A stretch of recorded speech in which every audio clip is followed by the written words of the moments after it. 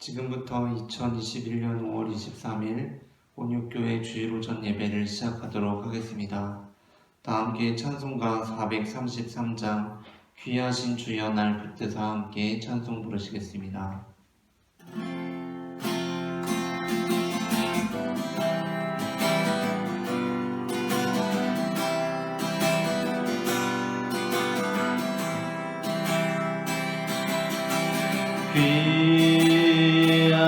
귀하신 주여 날 붙드사 주께로 날마다 더 가까이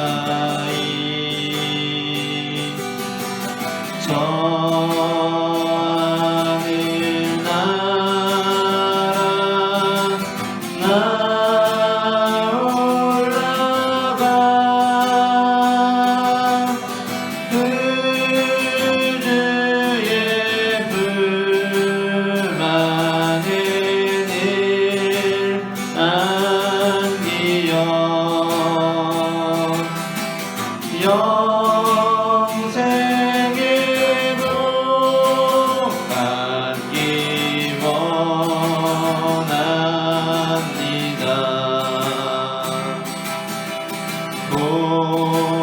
공헌할 물건 나 없어도 날마다 주께로 더 가까이 내 죄를 주께 다 보아니 주님의 보혈로 날 씻으사 눈보다 더 이게 하옵소서.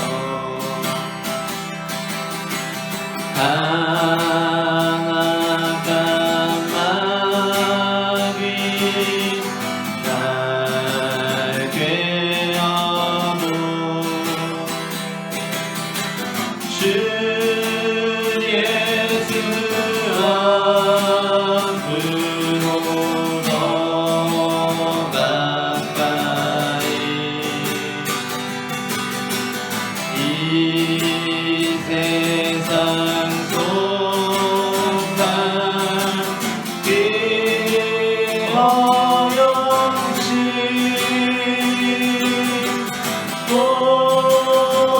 고추한 생각을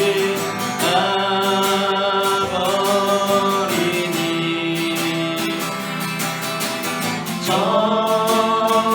정결한 맘 내게는 주소서. 이 세상 내가 살 동안에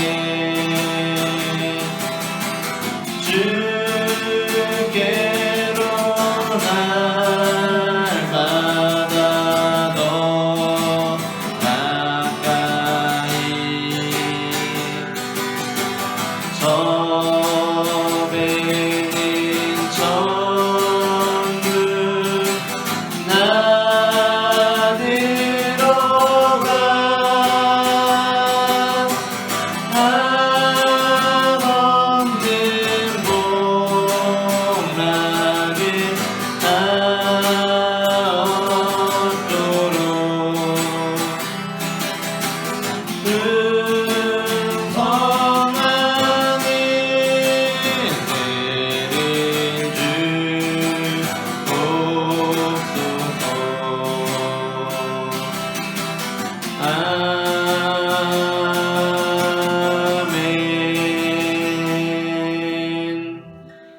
함께 이어서 찬송가 439장 찬송 부르시겠습니다.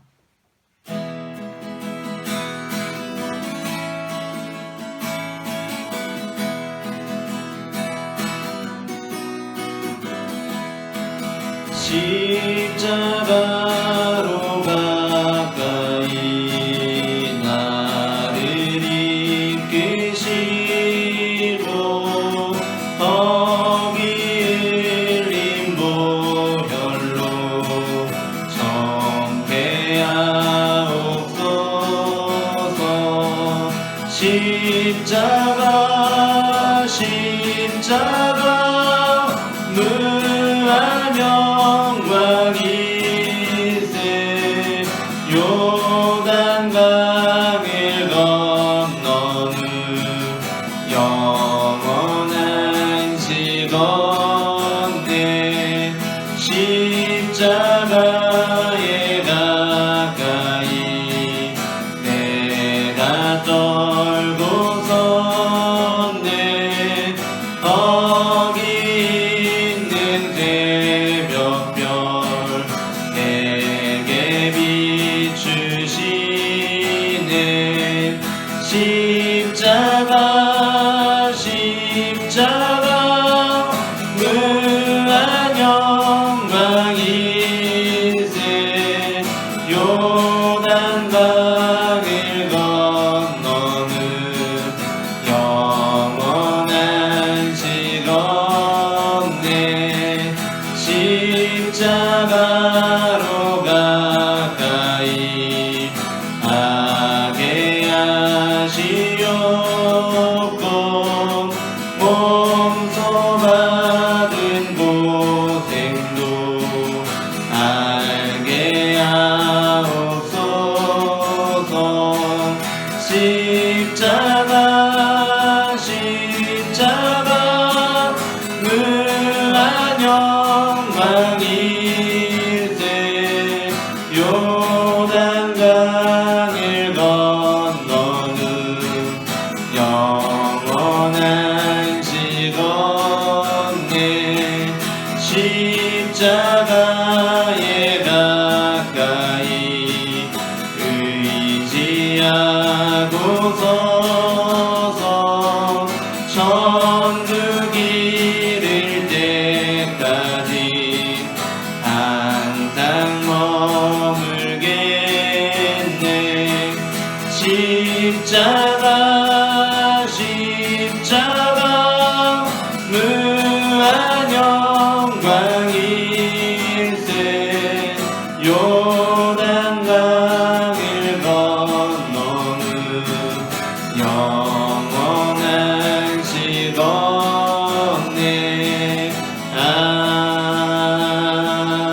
아멘. 아멘. 교회 소식을 전하겠습니다.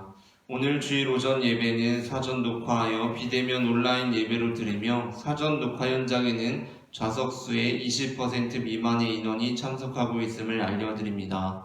금주간에는 월요일부터 수요일 그리고 금요일에 평일 오전 예배가 있으며 목요일에는 평일 오전 예배가 없습니다. 다 함께 찬송가 265장 힘차게 찬송 부르시겠습니다.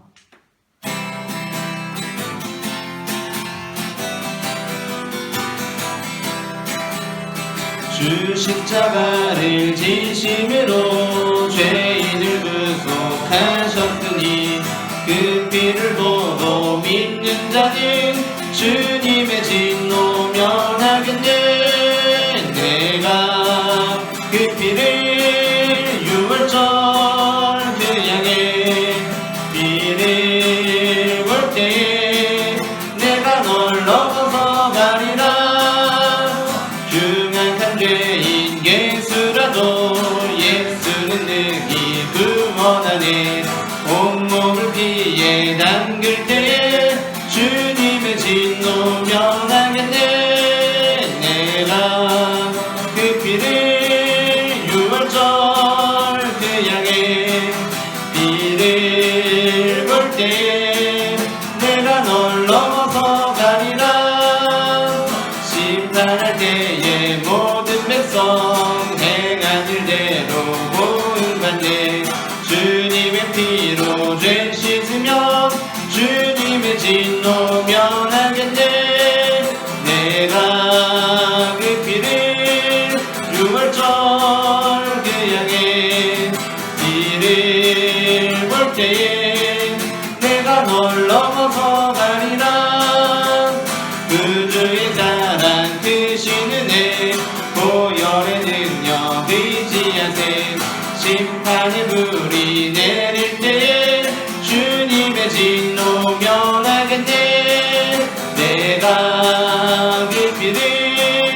유월절 그 양의 이를 볼 때에 내가 널 넘어서 가리라. 아멘. 예수를 너희가 보지 못하였으나 사랑하는도다. 이제도 보지 못하나 믿고 말할 수 없는 영광스러운 즐거움으로 기뻐하니 믿음의 결국 곧 영혼의 구원을 받음이라. 아멘.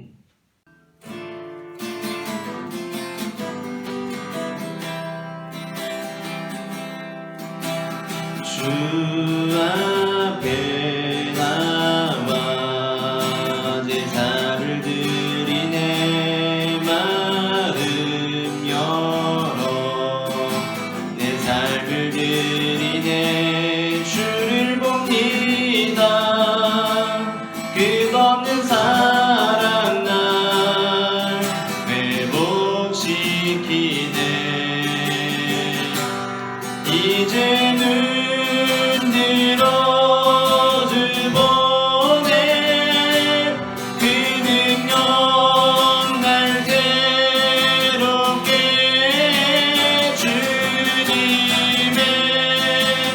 사랑 날 만지시니 내 모든 두려움 사라지네. 폭풍 속에도 춤을 들고 믿음으로 주와 걷네. 갈보리 언덕 넘어 그 어느 날 주 안에 온전케 되리. 이제는 들어 주 보내. 그 능력 날 새롭게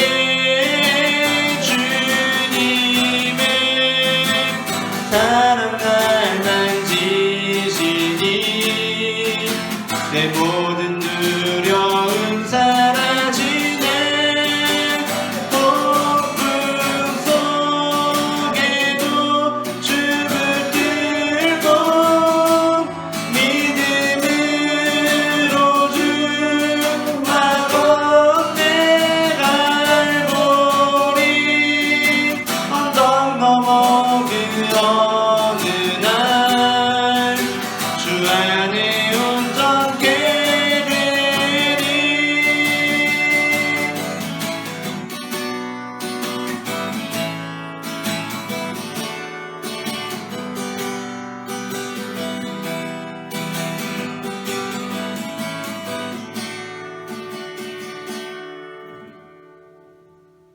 다 같이 기도드리겠습니다.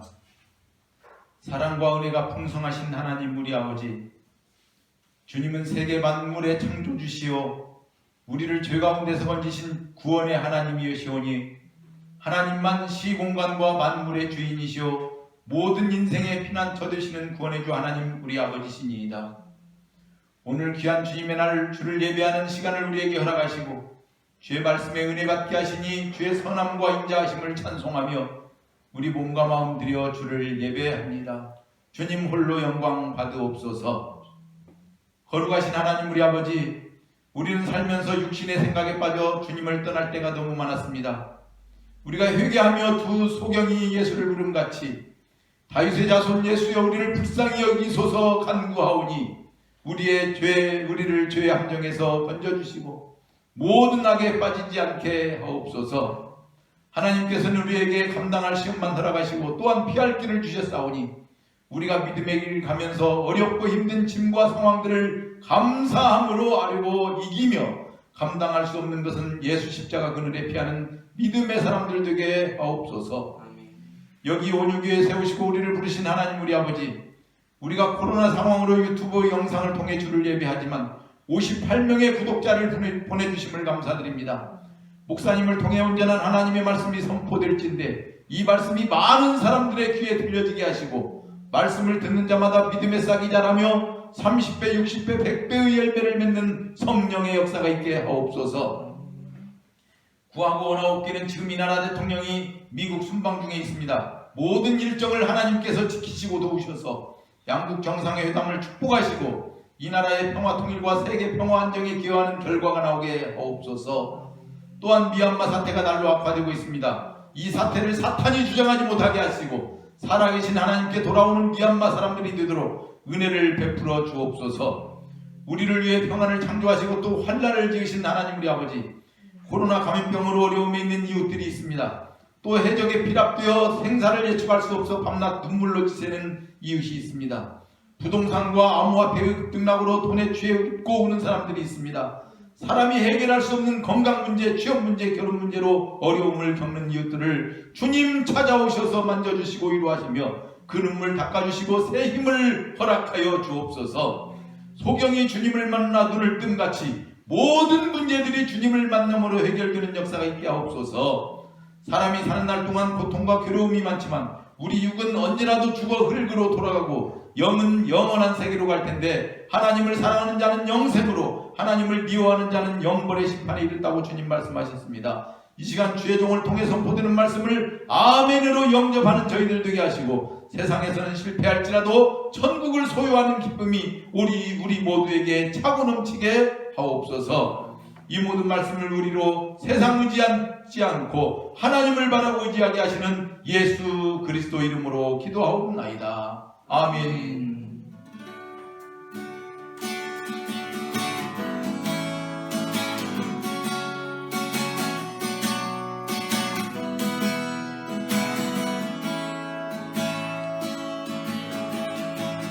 나의 영혼이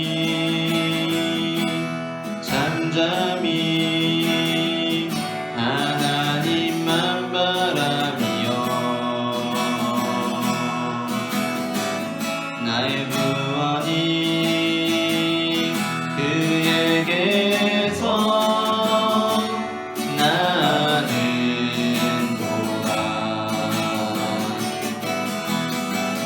나의 영혼아 잠잠히 하나님만 바라라. 나의 소망이 저에게서 나는도다. 오직 주만이 나의 반석, 나의 구원이시니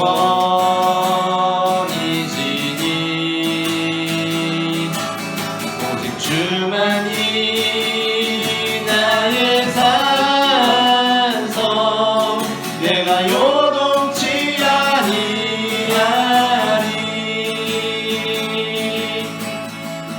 나의 영혼이 간절히 여호와를 갈망하며 나의 입술이 여호와를 찬양하리.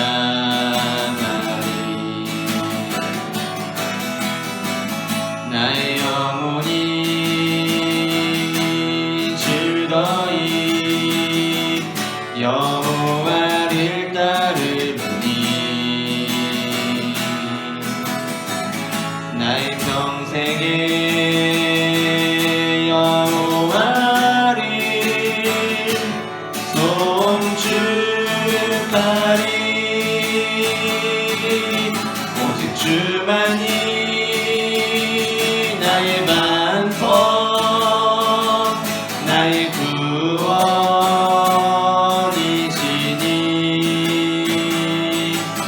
오직 주만이 나의 산성, 내가 요동치 아니하리.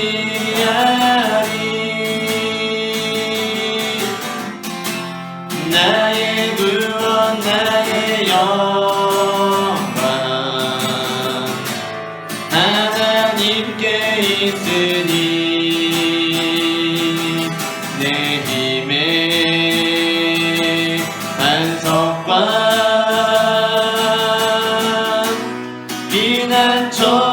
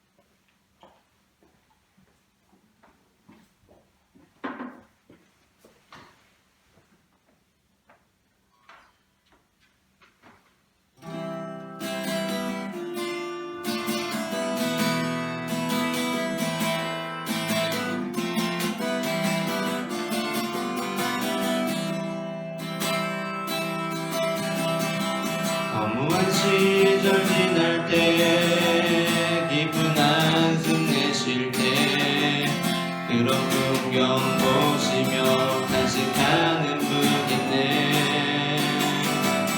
그와 같이 너희를 버려두지 않으리. 내가 너희와 영원히 함께하리라. 성령이 오셨네. 성령이 오셨네. 내 주에 보내신 성령이 오셨네. 우리 인생 가운데 친히 찾아오셔서 그 나라 꿈꾸게 하시네.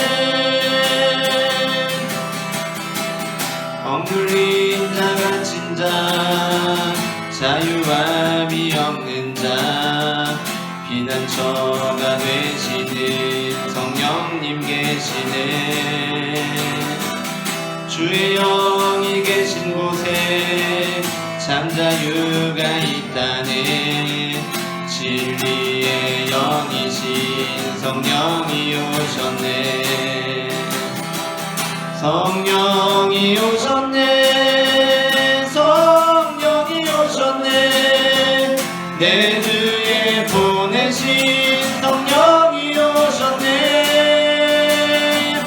우리 인생 가운데 친히 찾아오셔서 그 나라 꿈꾸게 하시네.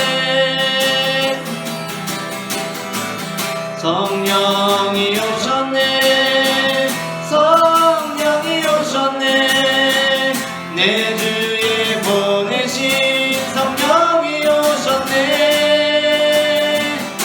우리 인생 가운데 친히 찾아오셔서 그 나라 꿈꾸게 하시네. 사랑해 주님 은혜를 감사합니다. 우리가 주님의 말씀을 듣게 하시며 주님의 뜻을 변하게 하시니 그 은혜를 감사합니다. 하나님 아버지 이 시간 예배를 드리는 자들의 자리마다 주님께서 그 인생 가운데 찾아오셔서 주님의 나라의 비전을 바라보게 할 수 있도록 주님 인도하여 주시옵소서. 우리의 눈을 열어 주시옵소서. 인도하여 주시옵소서. 우리의 손을 드시며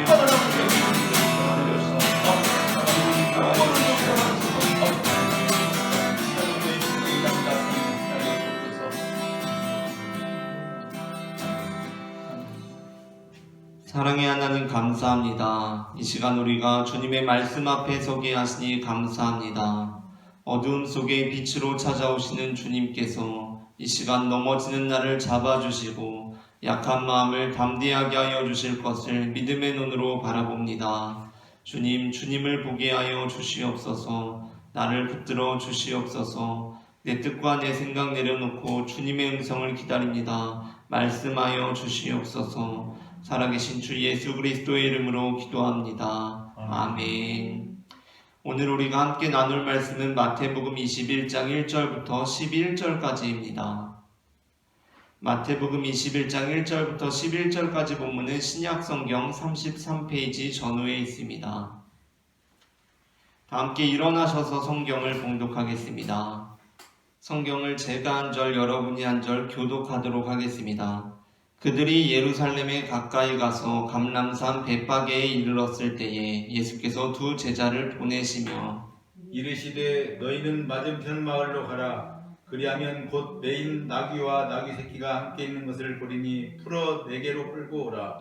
만일 누가 무슨 말을 하거든 주가 쓰시겠다 하라. 그리하면 즉시 보내리라 하시니 이는 선지자를 통하여 하신 말씀을 이루려 하심이라. 일렀으되 시온 딸에게 이르기를 내 왕이 내게 임하나니 그는 겸손하여 나귀 곧 멍에 매는 짐승의 새끼를 탔도다 하라 하였느니라. 제자들이 가서 예수께서 명하신 대로 하여 나귀와 나귀 새끼를 끌고 와서 자기들의 겉옷을 그 위에 얹음에 예수께서 그 위에 타시니 무리의 대다수는 그들의 겉옷을 길에 펴고 다른 이들은 나뭇가지를 베어 길에 펴고 앞에서 가고 뒤에서 따르는 무리가 소리 높여 이르되 호산나 다윗의 자손이여 찬송하리로다. 주의 이름으로 오시는 이여 가장 높은 곳에서 호산나 하더라. 예수께서 예루살렘에 들어가시니 온 성이 소동하여 이르되 이는 누구냐 하거늘. 함께 읽겠습니다. 우리가 이르되 갈릴리 나사렛에서 나온 선지자 예수라 하니라. 아멘. 자리에 앉으시겠습니다. 이 시간 예배의 자리에 나오신 여러분을 축복합니다. 오늘 저는 앞서 읽은 마태복음 21장 1절부터 11절까지의 본문으로 예수께서 나귀 새끼를 타시니라는 제목의 설교를 하려고 합니다. 전해지는 말씀 가운데 하나님의 은혜가 있기를 바랍니다. 오늘 본문에서 예수님께서는 드디어 예루살렘에 입성하십니다. 그런데 예루살렘에 입성하시는 예수님을 맞이하는 무리들의 반응이 특징적입니다. 오늘 본문에 의하면 무리들은 그들의 겉옷을 길에 펴고 나뭇가지를 베어 길에 펴고 소리 높여 이르되 호산나 다윗의 자손이여 찬송하리로다. 주의 이름으로 오시는 이여 가장 높은 곳에서 호산나 하고 칭송하고 있습니다. 이러한 행위는 유대인들이 메시아에 대해서 행하는 것이었습니다. 예수님께서는 당시 유대인 무리들로부터 메시아로 기대되는 인물이었습니다. 그렇다면 왜 하필 무리들은 예수님께서 예루살렘에 입성하실 때 예수님을 메시아로 칭송하였던 것입니까? 이전에 예수님께서 여러 도시들을 다니셨는데 굳이 왜 예루살렘에 이르렀을 때 칭송하였던 것입니까? 그 이유는 예수님께서 예루살렘에 입성하시던 그 시기가 유대인들이 예루살렘에 모여서 유월절을 지내는 시기였기 때문이었습니다. 그리고 예수님께서도 역시 표면적인 이유로는 유월절을 지내시기 위해서 예루살렘에 입성하신 것이었습니다.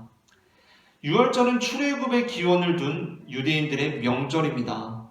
그래서 로마에서도 그 방비를 가장 철저히 했던 시기이고 유대인들의 메시아를 대망하는 이 기대감이 가장 고조되는 시기였습니다.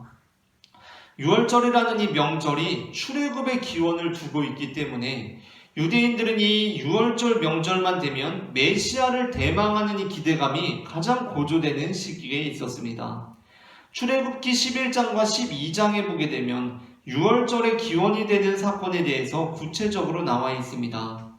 하나님께서 모세를 통해서 이스라엘을 출애굽시키실 당시에 하나님께서 애굽에 10가지 재앙을 내리십니다.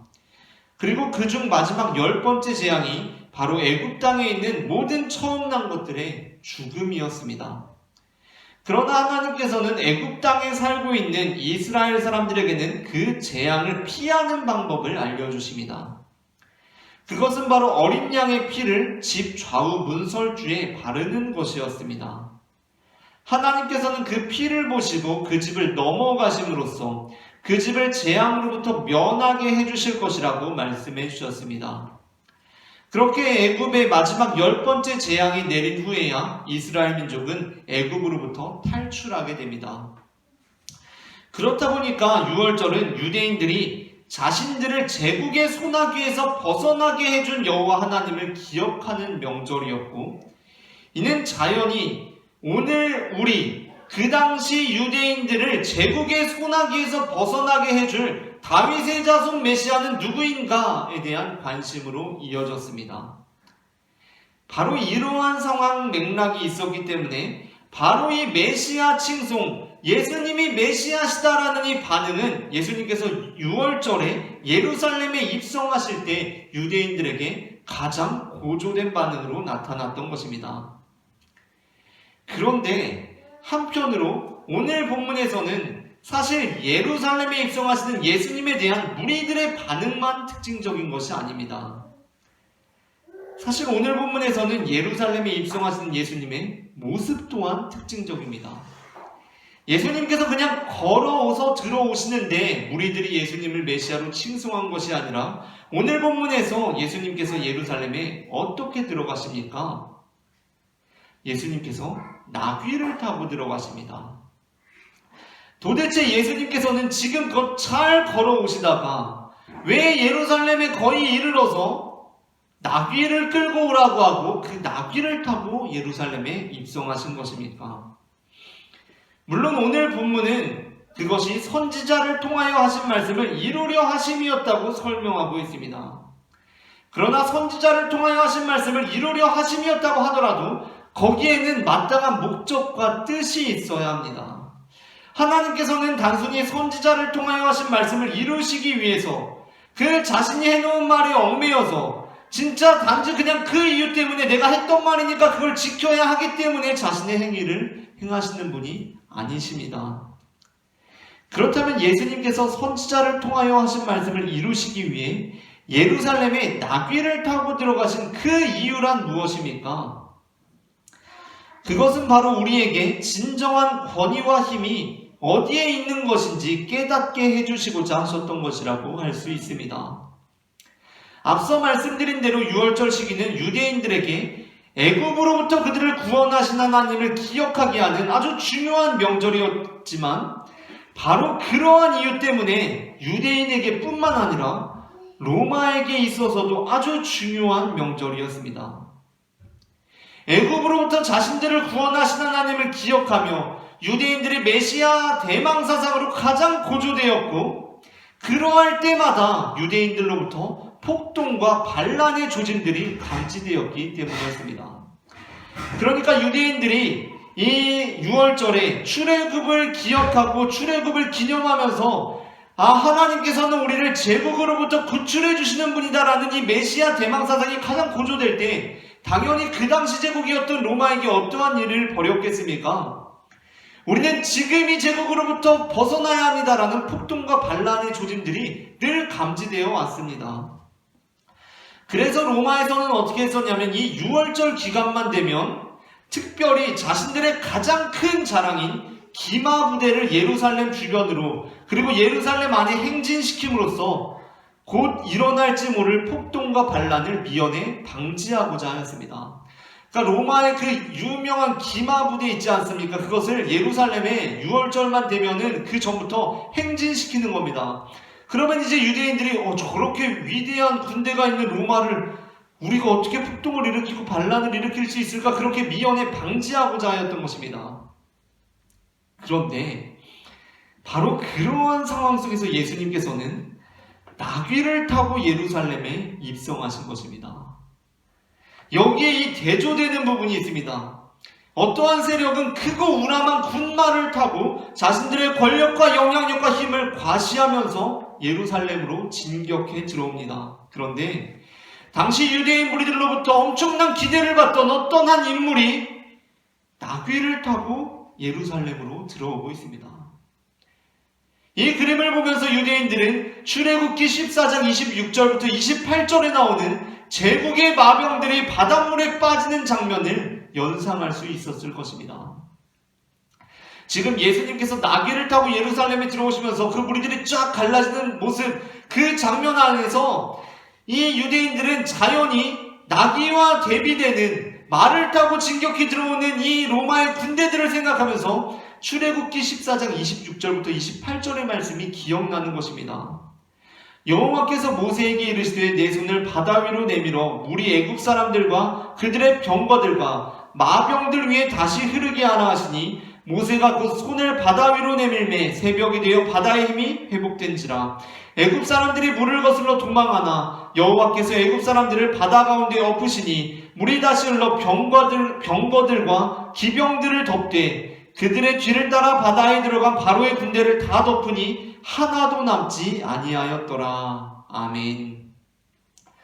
우리가 알기로 군마는 평범한 사람의 전투력마저도 급상승시키는 전투력의 고급 아이템이라고 할 수 있습니다. 물론 군마를 타기 위해서는 말을 타는 기술 정도는 익혀야 하겠지만 별 대단치 않은 사람일지라도 군마에 타게 되면 아마 대단한 사람처럼 보일 수 있을 것입니다. 예를 들어 나폴레옹이 탄 백마나 멋진 백마나 삼국지의 여포나 관우가 탔다고 하는 적토마에 잠깐이라도 올라타 있기만 하면 굉장히 위대한 사람처럼 보일 것입니다.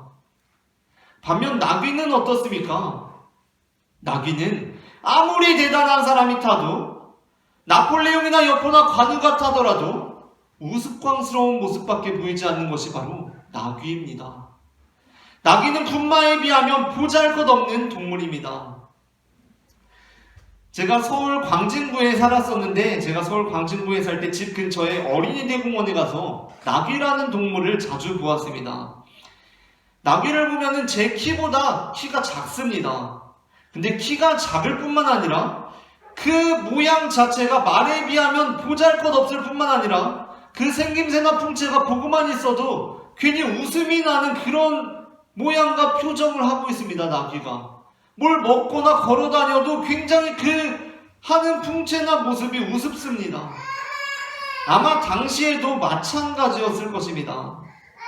아마 그 당시에 성인 남성이라고 한다면 어느 누구도 차라리 걸어갈지언정 나귀를 타지는 않았을 것입니다. 비유하자면 마치 어떤 어른 남자가 잘 걸어가다가 걸어가는 게 힘들다고 아이들이 타는 세발 자전거를 그 몸에 맞지도 않는데 굉장히 우스꽝스러운 자세와 몸짓으로 타고 가는 것에 비유할 수 있을 것입니다. 어느 누구도 걸어갈지언정 세발 자전거를 타고 가지는 않습니다. 어떤 어른도 그런 우스운 짓을 하진 않습니다. 너무 창피한 일이기 때문입니다. 그런데 예수님께서는 나귀를 타셨습니다. 의미심장한 모습 아닙니까? 나귀를 부르시고 그 나귀는 예수님을 태우고 예루살렘에 입성하면서 예수님의 영광을 함께 누리게 됩니다. 우리는 여기에서 로마의 군마들을 능히 이겨내버리시는 예수님의 자신감을 보게 됩니다. 로마의 군마 앞에서 힘으로 그들을 이겨낼 자신이 없는 사람들은 그들을 이기기 위해서는 그들보다도 강력한 군마가 필요하다고 생각하기 쉽습니다. 그러니까 로마의 군마들이 지나갈 때 우리가 힘으로는 절대 로마를 당해내지 못하겠다. 어떻게 하면 당해낼 수 있을까? 힘으로! 라고 생각하는 사람들은 저 군마보다 더 강력한 군마가 필요해! 라고 생각하고 그 군마를 얻기 위해 찾아 헤맬 것입니다. 그리고 그보다 더 강력한 군마를 얻고 예루살렘으로 진격해 올 것입니다. 그러나 그들을 힘으로 이길 생각이 별로 없으며 또 다른 면에서 완전한 자신감을 가지고 있는 이들은 군마의 필요성을 느끼질 않습니다. 그러니까 그 군마를 가지고 진격해오는 로마를 보면서도 힘으로 로마를 이길 생각이 전혀 없음과 동시에 그와는 또 다른 면에서 완전한 자신감을 가지고 있는 이들, 그들은 군마의 필요성을 느끼지 않습니다. 오히려 어떻게 합니까? 나귀를 탐으로써 군마를 탄 이들에게 멋들어지게 치욕을 선사하는 것입니다. 굴욕을 선사하는 것입니다. 그냥 걸어가는 게 아니라 굳이 나귀를 탐으로써 그 군마를 탄 이들에게 굴욕을 주는 것입니다. 우리가 이렇게 예배를 드릴 때만이라도 좀 기분 좋은 상상을 한번 해봅시다. 하나님께서 물론 우리를 저마다 목적을 가지시고 이런 모양으로 지으셨는 줄을 믿습니다. 저를 이런 모양으로 하나님께서 지으셨는 줄을 믿지만 우리가 한번 기분 좋게 이렇게 상상해 봅시다. 우리가 다 장동건처럼 생겼습니다. 우리가 막 김태희고 다 원빈이고 강동원이고 송혜교 전지현입니다. 우리가 외모가 훌륭합니다. 근데 우리가 이제 막 20살이 되었습니다. 20살. 외모가 인생의 전부처럼 느껴지는 그 20살이 되었습니다. 그리고 미팅에 나갔습니다. 안 그래도 얼굴이 장동건이고 김태희인데 이제 고등학생 티를 막 벗고 멋을 부리고 그렇게 예쁘게 치장하기 시작했으니 얼마나 그 외모가 진가를 발휘하기 시작했겠습니까? 3대3 미팅을 나갑니다. 그런데 문제가 있습니다. 제 친구들이 다 너무나 잘 사는 애들인 겁니다. 너무나 잘 살아서 외제차를 타고 오고 명품백을 들고 오고 막 이렇습니다. 저도 미팅에 이제 나가야 되는데 저는 외제차도 없고 명품백도 없습니다. 그래서 이제 낙심해가지고 나는 외제차도 없고 명품백도 없어. 난 거기에 창피해서 어떻게 나가지? 라고 그렇게 하고 있는데 곰곰이 생각해보니까 제가 누굽니까? 제가 지금 이용세의 얼굴을 하고 있는 것이 아니라 장동건의 얼굴을 하고 있는 겁니다. 원빈이고 강동원입니다. 김태희입니다. 그러니까 어떤 마음이 드냐면 자신감이 생기는 겁니다. 여러분은 만약에 그렇다고 한다면 어떠한 자세로 미팅에 나가시겠습니까? 나는 외제차도 없고 명품백도 없으니까 쭈구리처럼 막 주눅 들어가지고 미팅에 나가시겠습니까? 아마 그렇지 않을 겁니다. 내 얼굴이 강동원인데 내 얼굴이 송혜교인데? 아마 그냥 외제차가 아니라 자전거 막 레포츠 자전거 스포츠용 그런 걸 타고 갈지라도 미팅에 자신감 있게 나갈 것입니다. 왜 그렇습니까? 결국 제가 자전거를 타고 가더라도 그 20대 소녀들이 제가 자전거를 타고 온 모습을 보면서 다른 사람이 타고 왔으면 무슨 미팅에 자전거지? 좀 아닌데? 왠지 막 땀 냄새 많이 날 것 같은데 이런 생각인데 그 내리는 사람이 장동건이고 강동원이면 왠지 남들보다도 건강할 것 같고 더 매력이 넘치게 보일 것을 스스로 알기 때문입니다. 결국 내 얼굴이 강동원이니까 내가 외제차가 없고 명품백이 없더라도 자전거를 타고 비닐봉다리를 들고 갈지라도 우리의 얼굴이 만약에 강동원이고 김태희라면 우리는 정말 그 누구보다 자신감 있게 미팅에 나가는 20살 시절을 지낼 수 있었을 것입니다. 지금 여기에 예수님의 자신감이 내비쳐지고 있는 것입니다. 예수님께서는 지금 외제차가 필요하지 않으십니다. 예수님께서는 명품백이 필요 없습니다. 왜냐하면 예수님께서는 재력으로 그들과 상대할 마음이 없으시기 때문입니다. 예수님께서는 로마군보다 강한 군마가 필요하지 않으셨습니다. 제자들에게 적어도 로마군의 군마를 상대하려면 서양으로 치면은 나폴레옹의 백마나 동양으로 치면은 여포나 관우의 적토마 정도가 필요하겠다. 가서 프랑스에 가서 중국에 가서 그 훌륭한 백마를, 그 훌륭한 적토마를 주가 쓰시겠다 하고 가져와라 라고 하시질 않으셨습니다. 예수님께서는 영향력으로 로마와 상대하기를 원하셨고 그래서 가장 강력한 자신감을 가지고 그곳에 나오셨으며 예수님께서는 그래서 무엇을 끌어오라고 하십니까? 지금 나귀를 풀어서 끌어오라고 하십니다. 내가 진짜 힘과 권위, 20대 소녀들을 꼬실 수 있는 힘이 진짜 어디에 있는지 보여주겠다라고 하시면서 나는 그냥 세발 자전거 타고 갈게 라고 하고 계신 것입니다. 남미의 어느 나라에서 고등학생 때까지 같은 팀에서 축구를 하던 두 사람이 있었다고 합니다. 하나는 부잣집 도련님 축구선수였고 또 한 사람은 가난한 집 막내 아들 축구선수였습니다. 부잣집 도련님 축구선수는 공격수로 그리고 가난한 집 막내 아들은 수비수로 고등학교 때까지 같은 팀에서 축구를 했던 겁니다. 그런데 다행히 그 둘 다 실력이 너무나 좋아가지고 고등학교 졸업하고 프로팀에 각각 서로 다른 팀으로 진출을 하게 되었습니다. 둘 다 실력이 굉장히 막강하게 성장하는 선수들이 되었는데 이 가난한 집에서 이 가난한 집 막내 아들 축구 선수가 알려진 사람들에게는 축구를 좀 아는 사람들에 의하면 그가 더 뛰어나다, 그의 수비가 더 뛰어나다. 부잣집 도련님 그 축구 선수의 공격보다 이 가난한 축구 선수, 이 막내 아들 축구 선수의 수비 실력이 더 뛰어나다 정평이 나 있었다고 합니다. 그런데 얼마 동안 시간이 지나가지고 세월이 흘러서 그 둘이 아주 중요한 대회에서 결승전에서 각 팀이 만나게 된 겁니다. 경기에 앞서서 기자들이 이제 그 두 선수가 고등학교 때까지 같은 축구팀에서 뛰었다는 것을 알기 때문에 막 인터뷰를 했습니다. 그러니까 부잣집 도련님 공격수가 인터뷰를 하는데 이 상대를 도발하기 위해서 이렇게 말하는 겁니다. 그 녀석 제가 잘 알고 있습니다 라고 얘기를 하면서 이렇게 하는 겁니다. 고등학교 때까지 아주 가난뱅이여가지고 항상 다 떨어진 다 낡은 운동화를 신고 저를 수비했던 녀석 잘 알고 있습니다.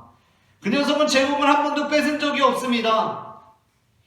그 녀석은 저를 한 번도 넘어선 적이 없습니다. 그 녀석은 다 떨어진 운동화나 신고 축구 차는 놈이어서 없는 놈이어가지고 축구 잘 차고 나서 제가 돈 주면서 이거 갖고 빵이랑 우유 사오고 거스름돈은 너 가져라 하면은 풀이나키 그거 사오는 그런 녀석이었습니다 라고 하면서 도발하는 인터뷰를 했습니다. 이제 이 기사를 그 가난한 집 막내 아들이 뛰고 있는 프로 축구팀의 팬들이 본 겁니다. 엄청 분노하지 않았겠습니까? 아니 우리 선수를 감히 능멸해 모욕해? 저런 못 배운 놈을 만나라고 하면서 부자면 다야라고 하면서 돈을 모금합니다. 그래서 이번 경기는 무조건 이겨야 된다면서 우리 팀 선수를 모욕한 것은 있을 수 없는 일이라면서 전례 없는 모금 운동을 벌여서 진짜 이 세상에서 값을 매길 수 없는 천문학적인 금액의 축구화를, 엄청난 명품 축구화를 사줍니다. 그리고 드디어 경기 당일이 되었습니다. 선수들이 입장합니다. 그런데 놀라운 일이 벌어졌습니다. 마땅히 최고급 축구화를 신고 나올 것이라고 기대했던 그 가난한 집 막내 아들 축구 선수가 최고급 축구화를 신고 경기장에 등장한 것이 아니라 다 떨어진 운동화를 신고 그라운드에 등장한 것입니다. 그냥 축구화도 아니고 다 떨어진 운동화를 신고 그라운드에 등장한 것입니다. 정말 밑창이 다 틀어지고 여기저기 찢어져서 금방 조금 뛰면 다 먼지로 분해되고 말 것 같은 그런 운동화를 신고 그라운드에 등장했습니다. 모든 관중들이 벙찌지 않았겠습니까? 이게 뭐야 싶지 않았겠습니까? 그런데 그 이후의 반응이 어떠했겠습니까? 그 팬들이, 그 가난한 축구 선수의 팬들이, 아니 우리가 최고급 축구화를 사줬는데 왜 신지 않고 나왔냐며 그 선수를 다그쳤겠습니까? 상대 팬들이 이 선수가 다 떨어진 운동화를 신고 나온 것을 보면서 비웃고 조롱했겠습니까? 그럴 수 없었습니다. 상대팀 팬들이 조용한 것입니다. 할 말을 잃은 것입니다. 그 카메라가 부잣집 도련님 선수의 표정을 잡는데 표정이 좋지 않습니다. 얼굴이 울그락푸르락 하면서 입술이 실룩실룩거리고 볼이 바들바들 떨리고 있습니다. 이내 가난한 집 막내 아들 선수팀 응원단 쪽에서 함성이 터져나오기 시작합니다. 아직 경기를 시작하지도 않았는데 이미 이 경기를 이긴 것 같은 함성이 터져나옵니다. 경기를 다 보지 않았지만 이 경기는 이미 이겼다고 보아도 무방한 상황이라는 것을 모두가 직감하고 있습니다. 왜 그렇습니까? 이 가난한 선수가 그 공격수를 방어하는데 다 떨어진 운동화를 신고 나왔기 때문입니다. 그것은 지겠다는 생각이 아닙니다. 그것은 내가 이 신발을 신고 나와도 제 정도는 막을 수 있다는 자신감이 거기에 서려 있기 때문입니다. 우리 선수가 다 떨어진 운동화를 신고 나왔네? 이거는 이 경기는 무조건 이길 수밖에 없는 경기라는 것을 지금 보여주고 있는 상황이기 때문입니다. 성경에는 블레셋 장수 골리앗에 맞선 다윗에 관한 말씀이 기록되어 있습니다. 다윗은 어린 소년으로 전쟁에 참가할 수도 없는 나이였는데 전쟁에 참여하고 있는 형들에게 도시락을 전해주러 갔다가 이스라엘의 하나님을 모욕하는 블레셋의 장수 골리앗의 말을 듣고 즉흥적으로 전투에 참여하게 됩니다. 당시는 골리앗이 아무리 이스라엘의 하나님을 공개적으로 비난하고 모욕해도 골리앗이라는 장수가 여포나 장비나 관우처럼 워낙에 범접할 수가 없는 엄청난 장수였기 때문에 이스라엘 쪽에서는 그저 겁을 먹고 아무런 조치도 취할 수가 없는 상황이었습니다. 그때 소년 다윗이 나서는 것입니다. 그리고 다윗이 골리앗을 상대하기 위해서 돌멩이들을 집어들고 나갑니다. 여러분은 이 장면을 보시면서 어떠한 느낌이 드십니까? 다윗이 이길 것 같습니까? 질 것 같습니까? 물론 우리는 이 내용 전체를 이미 결과들을 다 알고 있기 때문에 당연히 다윗이 이길 것 같습니다. 그런데 우리가 만일 이 말씀 안에 있는 사람들이라면, 그러니까 그 뒤의 내용을 모른다고 한다면, 그 당시 그 자리에 있었던 이스라엘 군인 1이라고 한다면 우리는 이 상황을 목격하면서 어떤 느낌이 들겠습니까? 처음에 생각했을 때는 제가 감정을 이입해서 생각해보니까 다윗이 질 것 같다는 생각이 들었습니다. 그런데 곰곰이 이 장면을 진짜 생각해보니까 물론 이길 것 같다는 확신이 들지는 잘 모르겠습니다. 그런데 질 것 같다는 확신도 들지는 않겠다라는 생각이 들기 시작했습니다. 오히려 저는 지금 이 상황 속에서 매우 심상치 않음을 느끼면서 결과를 설령 모른다고 할지라도 이거 뭔가 잘 모르겠는데? 라는 생각이 들 것 같았습니다. 오히려 어쩌면 이길지도 모르겠다라는 쪽으로 51대 49쯤으로 그 방향을 잡고 나아갈 것 같다는 생각이 들었습니다. 그 이유는 다윗이 칼과 창을 들고 골리앗 앞에 나아가는 것이 아니라 돌멩이를 들고서 골리앗 앞에 나아가고 있기 때문입니다. 이게 지금 뭔가 심상치가 않은 것입니다. 뭔가 일이 벌어질 것 같은 느낌이 드시지 않으십니까? 만약에 다윗이 골리앗처럼 칼과 창을 들고 얍얍 하면서 나아가고 있으면은 야, 저러다 지겠는데? 다윗 죽겠는데? 라는 생각이 들 것 같습니다. 근데 지금 그 상황이 아닙니다. 다윗이 골리앗 앞에 스멀스멀 나아가는데 골리앗의 눈을 똑바로 바라보면서 주섬주섬 돌멩이를 집어들면서 나아가고 있습니다. 뭔가 심상치가 않은 것입니다. 우리가 지난주에 나눈 고린도전서 1장 24절부터 26절, 오직 부르심을 받은 자들에게는 유대인이나 헬라인이나 그리스도는 하나님의 능력이요 하나님의 지혜니라. 하나님의 어리석음이 사람보다 지혜롭고 하나님의 약하심이 사람보다 강하니라 라는 말씀은 이어서 26절부터 31절로 이렇게 이어지고 있습니다. 형제들아, 너희를 부르심을 보라. 육체를 따라 지혜로운 자가 많지 아니하며 능한 자가 많지 아니하며 문벌 좋은 자가 많지 아니하도다. 그러나 하나님께서 세상에 미련한 것들을 택하사 지혜 있는 자들을 부끄럽게 하려 하시고 세상에 약한 것들을 택하사 강한 것들을 부끄럽게 하려 하시며 하나님께서 세상에 천한 것들과 멸시받는 것들과 없는 것들을 택하사 있는 것들을 폐하려 하시나니 이는 아무 육체도 하나님 앞에서 자랑하지 못하게 하려 하심이라. 너희는 하나님으로부터 나서 그리스도 예수 안에 있고 예수는 하나님으로부터 나와서 우리에게 지혜와 의로움과 거룩함과 구원함이 되셨으니 기록된 바 자랑하는 자는 주 안에서 자랑하라 함과 같게 하려 함이라. 아멘. 우리가 기억해야 할 것은 하나님께서는 세상을 상대하시는데 세상의 지혜로운 자들을 상대하시기 위해서 그보다 더 지혜로운 자들을 찾고 계신 것이 아니라는 점입니다. 하나님께서 세상의 강한 자들을 상대하시기 위해서 적어도 그에 준하는 강한 자들이 필요한 것이 아니라는 점입니다.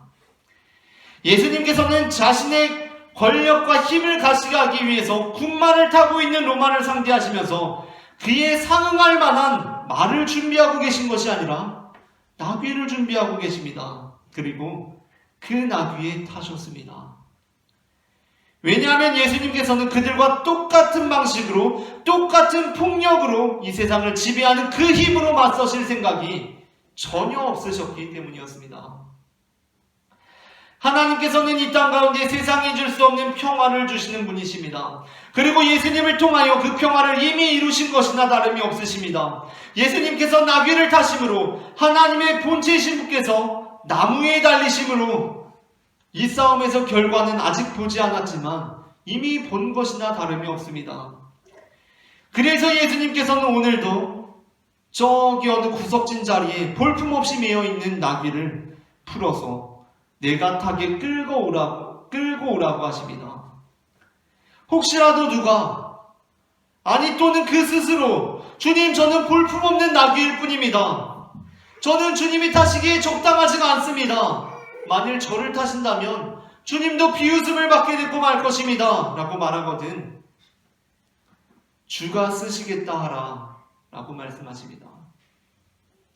주님, 저는 볼품이 없습니다. 저는 주님이 사용하시기에 적합한 그릇이 아닙니다 라고 말한다면 그냥 그에게 주가 쓰시겠다 하라 라고 말하라고 그렇게 말씀하십니다.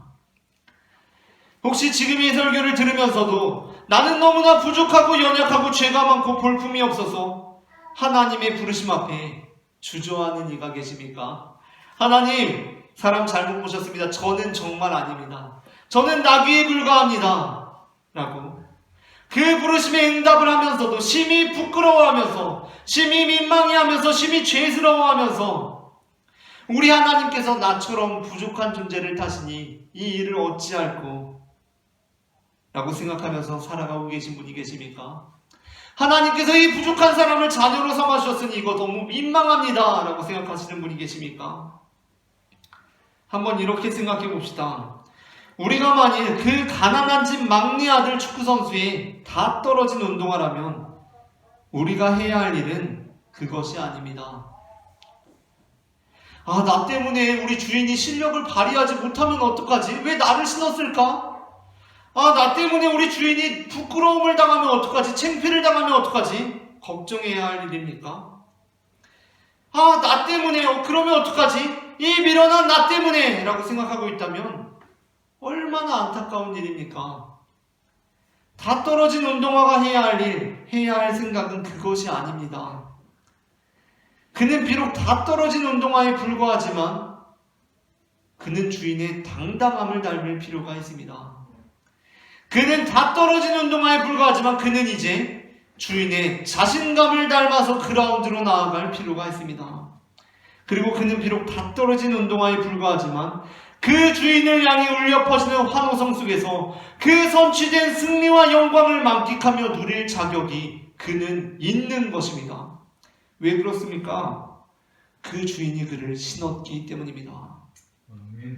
그 주인을 등에 업은 그 나귀이기 때문입니다. 그는 주인을 등에 업고 있다는 그 이유 하나만으로 그 주인을 향해 울려 퍼지는 호산나라는 칭송에 동참할 자격이 있는 것입니다. 오늘 이 시간에도 하나님께서는 우리를 부르셨습니다. 예수님께서 우리를 부르셨습니다. 아니 나처럼 어리석은 자를 예수님께서 왜 부르신 것입니까? 아니 나처럼 약한 자를 왜 부르신 것입니까? 걱정스러워하고 계시지 마시고 그 걱정을 확신으로 변화시키시는 우리가 되기를 바랍니다. 명량의 이순신이 두려움을 용기로 변화시켰던 것처럼 그 걱정을 확신으로 변화시키시는 우리가 되기를 바랍니다. 아니 하나님께서 왜 우리처럼 어리석은 자를 대체 왜 부르셨겠습니까? 아니 우리처럼 능력 없는 사람들, 우리처럼 약한 사람들을 왜 부르셨겠습니까? 생각해 보십시오. 왜 부르셨겠습니까? 하나님께서 자신이 있으시기 때문입니다. 하나님께서는 지금 승리를 100% 확신하고 계시기 때문에 우리를 부르신 것입니다. 우리는 걱정할 필요가 없습니다. 우리는 바로 그 하나님의 자신감을 볼 필요가 있다는 것입니다. 그러므로 우리는 우리의 약함으로 인해 낙심하지 않습니다. 우리의 어리석음으로 인해 절망하지 않습니다. 오히려 우리처럼 약하고 어리석은 자를 부르신 하나님의 자신감을 바라보면서 기뻐하고 즐거워하고 당당히 하는 것이 바로 우리의 모습이라는 것입니다. 로마서 8장 28절부터 39절 말씀은 이렇게 말씀하고 있습니다. 우리가 알거니와 하나님을 사랑하는 자 곧 그의 뜻대로 부르심을 입은 자들에게는 모든 것이 합력하여 선을 이루느니라. 하나님이 미리 아신 자들을 또한 그 아들의 형상을 본받게 하기 위하여 미리 정하셨으니 이는 그로 많은 형제 중에서 맏아들이 되게 하려 하심이니라. 또 미리 정하신 그들을 또한 부르시고 부르신 그들을 또한 의롭다 하시고 의롭다 하신 그들을 또한 영화롭게 하셨느니라. 그런즉 이 일에 대하여 우리가 무슨 말을 하리요? 만일 하나님이 우리를 위하시면 누가 우리를 대적하리요?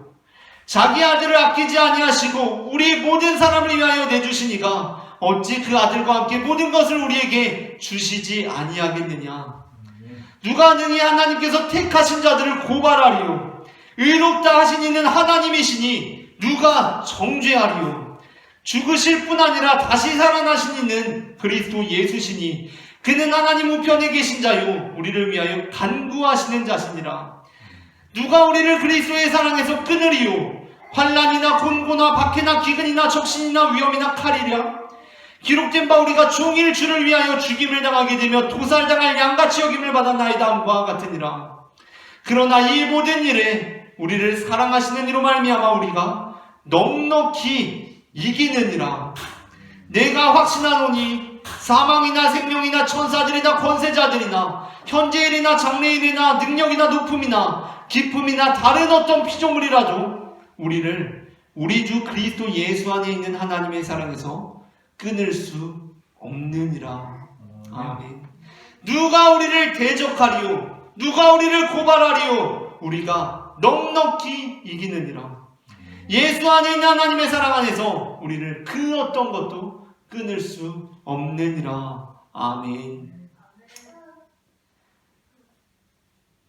우리의 마음 안에 하나님에 대한 그 믿음이 나약해져 있을 때, 하나님 앞에 내가 너무나 부족한 존재처럼 여겨지는 분이 있을 때, 지금 이 시간에도 이 설교를 들으면서도 하나님, 그래도 저는 너무 부족한 나귀입니다. 저는 정말 아닙니다. 라는 생각이 드신다면 어쩌면 그분은 하나님을 너무나 많이 사랑하는 분일 수도 있습니다. 하나님을 너무나 많이 사랑하고 있는 것입니다. 어린 시절에 어떤 한 소년이 소녀를 사랑한다고 생각해 봅시다. 어떤 소녀가 동네 오빠를 너무나 좋아합니다. 동네 오빠를 너무나 좋아하는 그 소녀에게 동네 오빠는 어떠한 존재가 되어가겠습니까? 갈수록 너무나 큰 존재가 되어가는 것입니다. 그 오빠는 너무나 잘생겼습니다. 너무나 멋집니다. 너무나 훌륭합니다. 그에 비해서 자기의 모습은 너무나 형편없게 느껴지는 것이 바로 짝사랑의 원리입니다. 그 소녀가 오빠를 너무나 좋아해질수록 자기의 모습은 너무나 형편없이 그렇게 느껴집니다. 그런데 그 상황 속에서 역전이 일어나는 계기가 있습니다. 어떠한 계기입니까? 그 오빠가 그 소녀를 좋아한다고 고백하는 상황입니다. 그렇게 되면 일순간에 이 소녀의 자존감에는 일대 변혁이 일어나게 됩니다. 이제까지 그 오빠가 너무나 큰 존재여서 나는 너무나 작은 존재인 것처럼 느껴졌는데 그렇게 큰 오빠가 나를 좋아한다니 나는 얼마나 위대한 사람인가, 나는 정말 아름다운 사람인가 보다 자존감의 변혁이 일어나는 것입니다. 혹시 이 시간에도 하나님과의 관계 안에서 하나님 저는 정말 아닙니다, 저는 너무나 부족합니다 라고 생각하는 분이 계시다면 하나님을 너무나 사랑하는 것일 수도 있습니다. 그 믿음을 잘 지켜나가시기를 바랍니다. 그런데 이제 이 음성을 들으시길 바랍니다. 하나님께서도 당신을 그와 동일한 사랑으로 사랑하고 계신다는 것입니다. 하나님께서도 당신이 하나님을 사랑하는 그 동일한 사랑으로 당신을 사랑한다는 것입니다. 우리는 이제 더 이상 걱정하거나 염려하는 것이 아니라 그 사랑 안에서 당당하게 그 믿음의 길을 걸어갈 필요가 있습니다. 이 시간 하나님께서, 예수님께서 그 나귀를 부르시고 끌어오라 하시고 내가 너를 타겠다라고 말씀하신 그 음성을 듣고 주님의 영광의 자리에 동참하는 우리 모두가 되기를 소망합니다. 이처럼 하나님께서는 이 세상에 대한 자신감으로 나귀처럼 보잘것없는 우리를 부르시며 우리로 하여금 그 선취된 승리의 날에 동참케 하시는 분임을 저는 마태복음 21장 1절부터 11절 말씀을 근거로 고백합니다. 오늘 전해진 말씀 가운데 하나님의 은혜가 임했기를 바랍니다. 이 시간에는 우리 함께 찬양하기를 원합니다.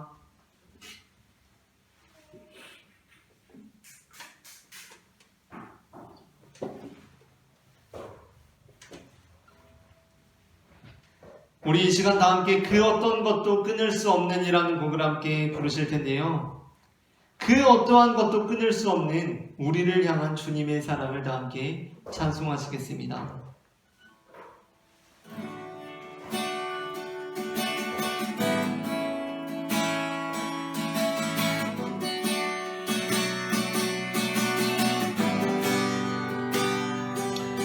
호산나 구원의 빛 죄와 어둠 몰아내고 비추시네.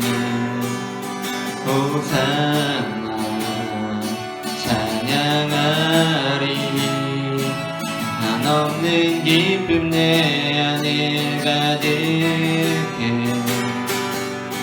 호산나 주 안에서 세상의 소망 모두 다 걷어내.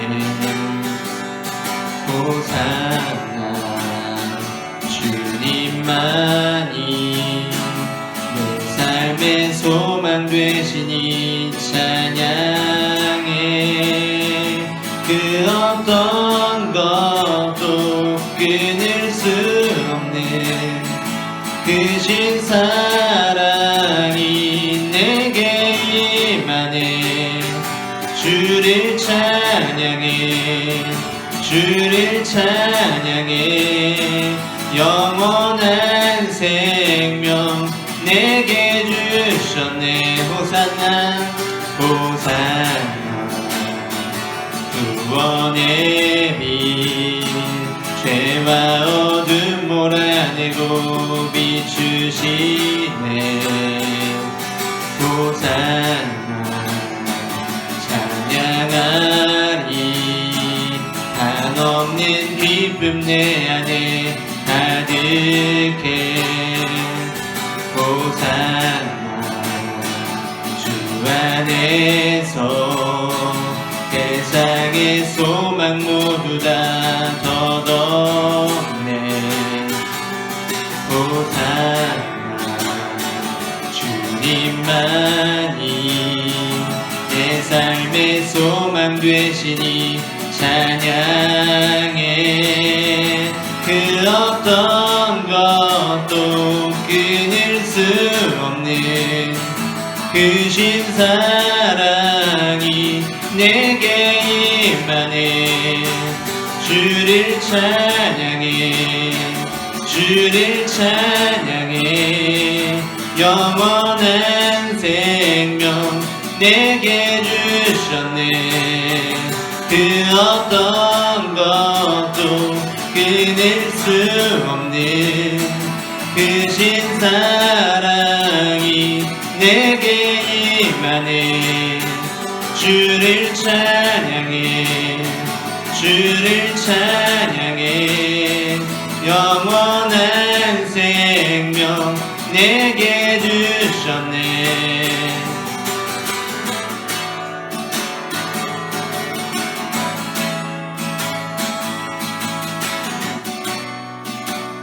이전 것은 지나가고 이전 것은 지나가고 새로운 삶을 내게 허락하시니 기뻐하고 감사하리. 세상이 주의 이름 보게 되리라. 이전 것은 지나가고 새로운 삶을 내게 허락하시니 기뻐하고 감사하리. 세상이 주의 이름 보게 되리라.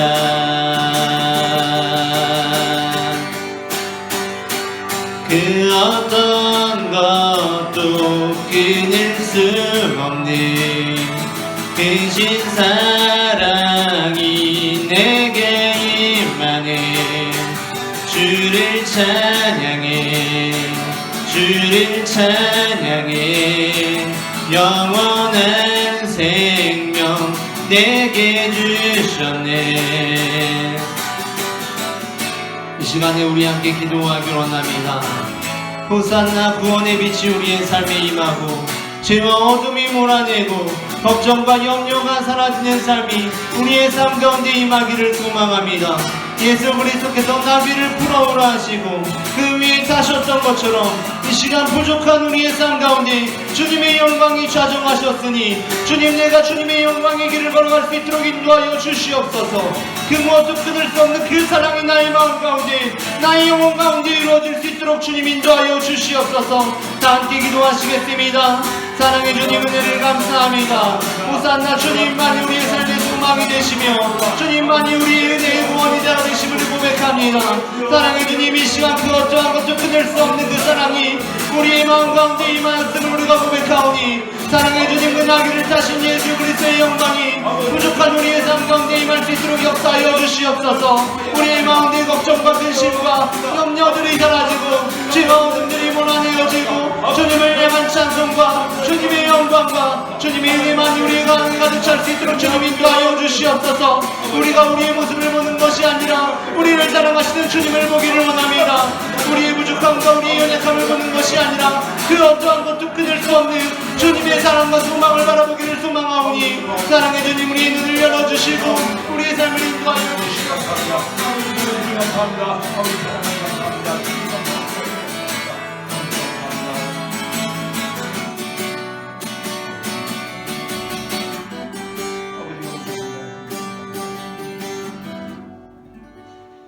우리를 사랑하시는 하나님 아버지, 이 시간 그 어떤 것도 끊을 수 없는 그 사랑으로 우리를 사랑하여 주시니 그 은혜를 감사드립니다.